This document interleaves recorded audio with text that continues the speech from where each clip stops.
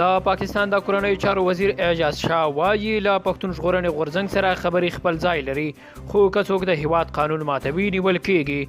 نوموړي له رسنیو سره په خپلو خبرو کې وویل چې منظور پښتين پاکستانی وګړی دی، د هیواد قانوني مات کړی ځکه نیول شوی دی. تر کومه چې د پښتنو خبره ده، پښتانه له دې حکومت سره دي. د پښتون ژغورنې غورځنګ د مشر منظور پښتين د نیولو او له هغه وروسته د نوموړي د ملاتړ لپاره د احتجاج له امله د غورځنګ د نورو غړو پر نیولو بحث کیږي.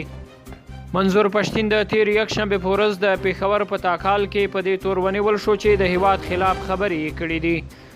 د پولیسو لیک کې راغلي چې منظور پښتين د جنوري 18 غونډې ته وینا کې د پاکستان د قانون له منلو انکار کړی او دولت ضد سپکونکي خبرې یې کړې دي. په دې تړاو اغجاز وایي که تاسو د هیواد قانون ماتوئ نو نیول کیږئ، هغه د هیواد قانون مات کړی ځکه نیول شوی دی. د پښتون ژغورنې غورځنګ او د حکومت ترمنځ په 2013 او 2019 کال کې بیا خبرې شوې، خو کومې هوکړې ته سره رسیدلې نه دي.